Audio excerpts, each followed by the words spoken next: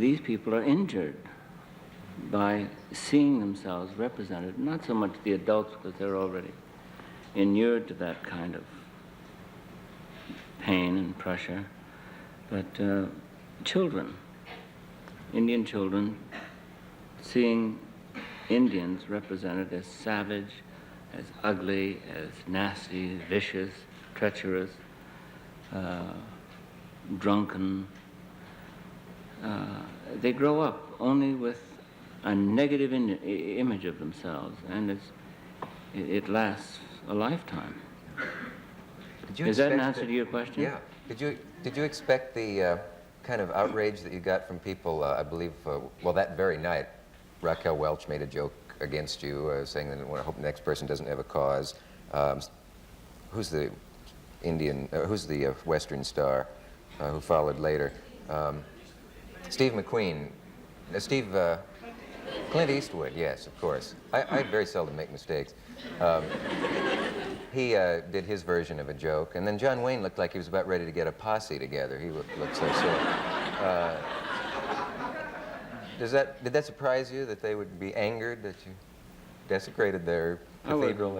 I wasn't surprised, no. There were a number of people that felt that Sachin had not been welcomed and not been treated properly, and people that were sympathetic to what she was trying to say.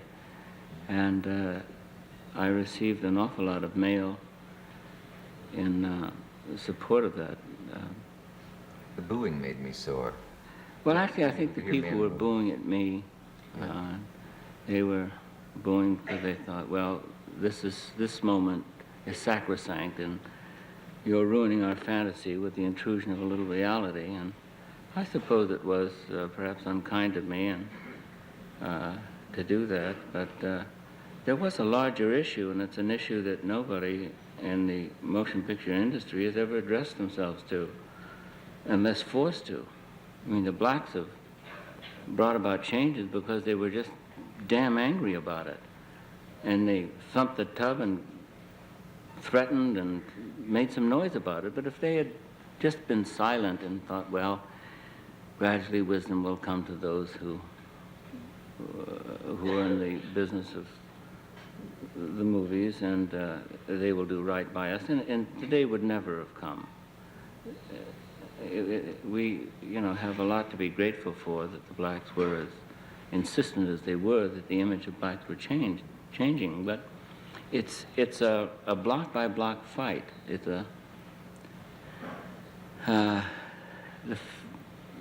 people are very timorous now about showing blacks in an unkindly light.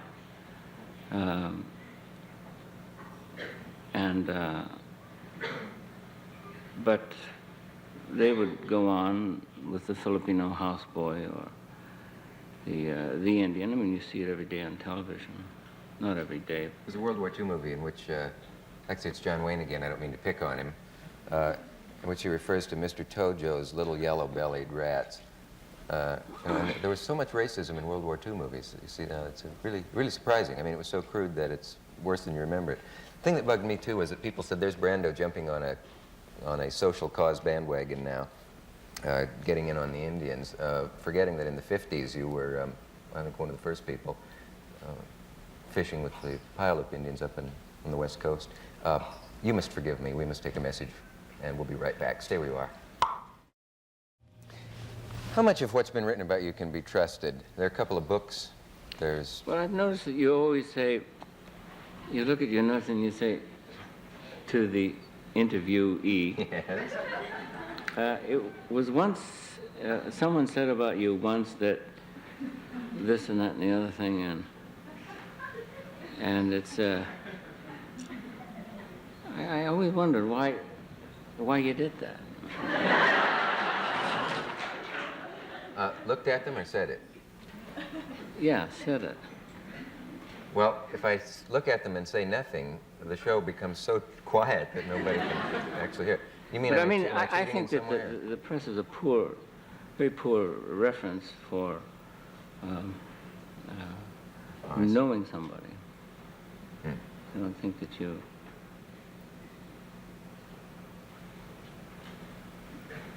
I don't know what to say about that. Yeah.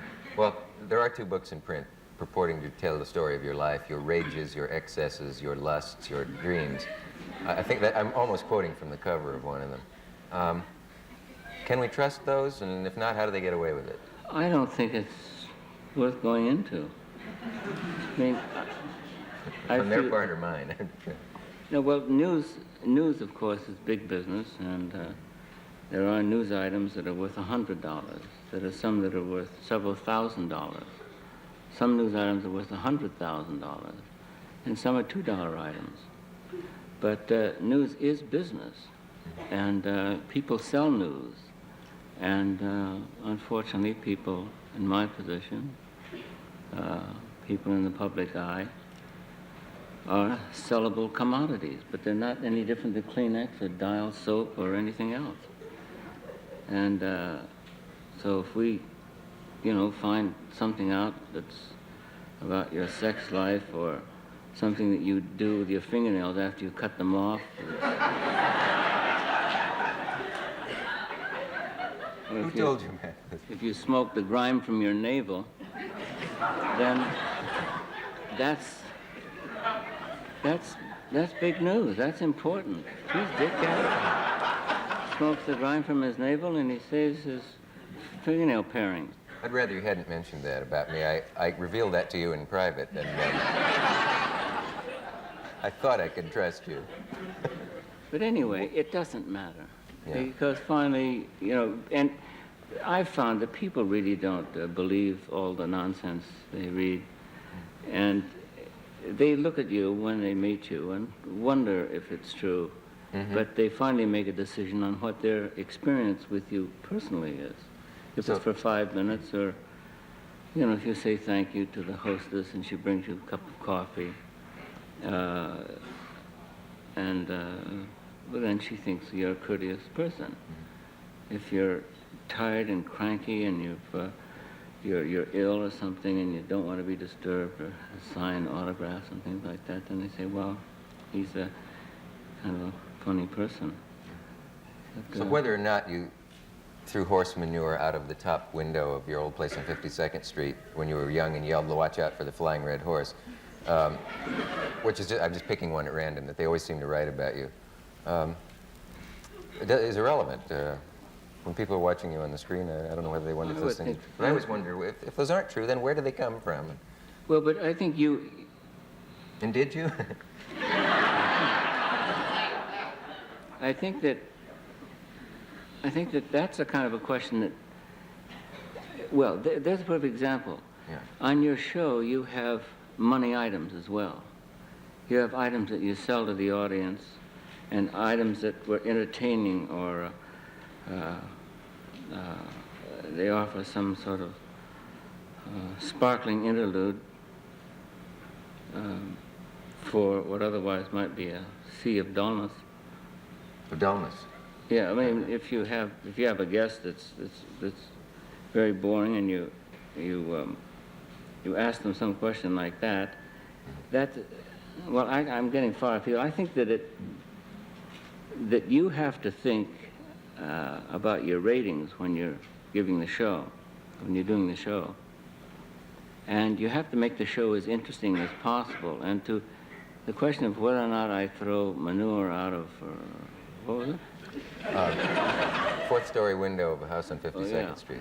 I throw manure out of some window is it's sort of provocative, and people would rather listen to that than listen to the fact that yesterday the Supreme Court refused to hear the Pyramid Lake water right issue. I mean, that's part of the sea of dullness. Yeah. People don't want to hear that. They want to know. They want to hear me describe how I might have put the...